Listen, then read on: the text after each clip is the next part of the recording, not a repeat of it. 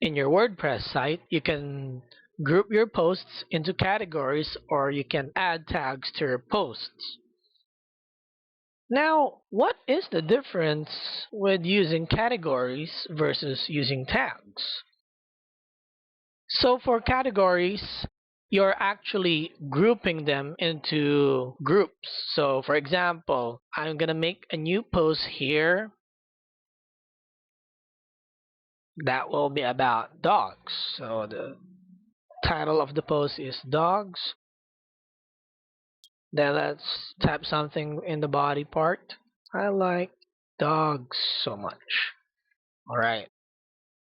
Then just for the sake of examples, let's pretend that this is a paragraph.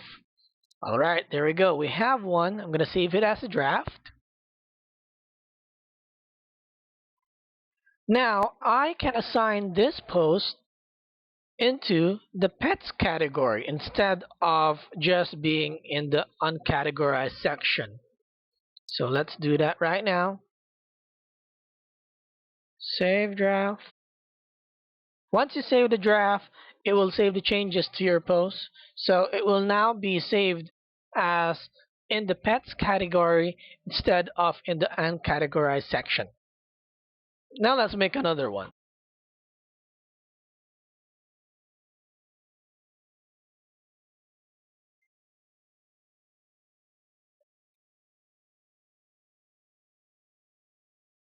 Okay, now I'm writing a post about cats. Alright, for the sake of an example, we're going to pretend that this one is long as well. It has a paragraph, so there you go. We're going to go ahead and click on the save draft, or before we do that, we're going to put it in the pets category since it also talks about cats as pets.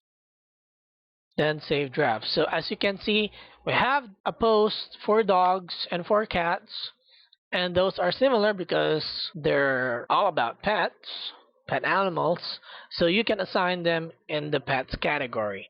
Now, when we say tags, tags are like keywords, and these keywords or tags can be used by anyone who is searching for something or some information on your website or blog site. Please take note as well that tags can be unrelated as opposed to categories which should be related to one another.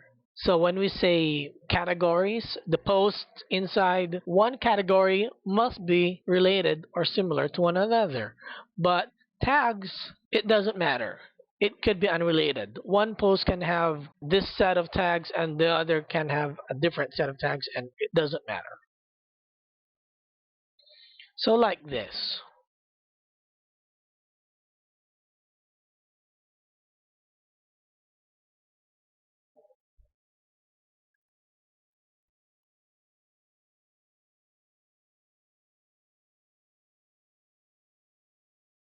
Or let me show you an example on how different they are using the same two articles.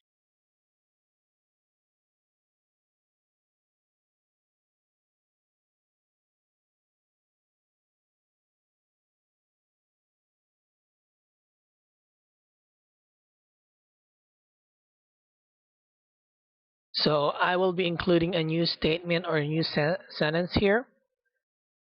There was an epidemic among cats last year. So I'm going to add the tag cat because the cat keyword or word is still related to the article. Add. I'm going to put epidemic because the article still talks about an epidemic. It was stated. There you go. And of course, I'm going to add pet because it's still talking about pets, which is, of course, in this article, cats. There you go.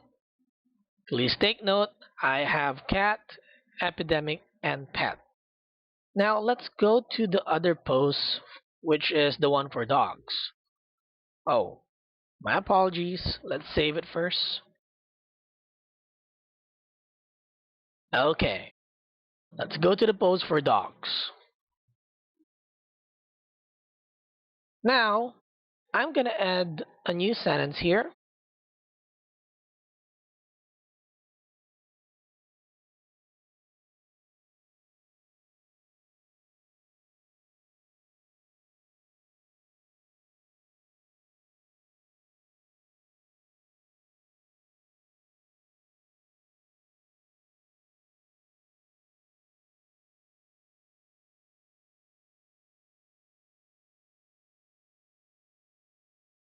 Okay, let's just leave it as is.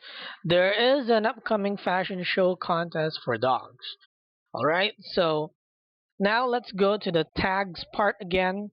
We can use pet because the article is still talking about pet, or of course, dogs as pets. It's still related.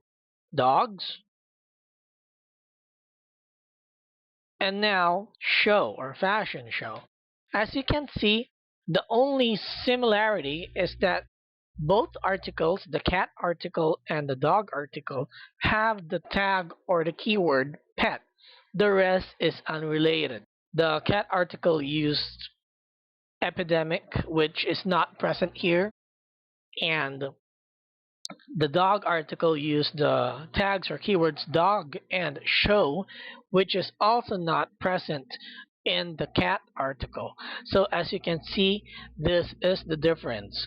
For categories, the posts in the category must be related to one another, but for tags, it doesn't matter. These are just keywords. Now, when someone searches for information on your site, for example, information about dogs, information about shows or dog shows, fashion shows, information about epidemics on cats or cat illnesses. When they use those keywords, the system will pull up the articles that bears those keywords or tags, regardless of the category.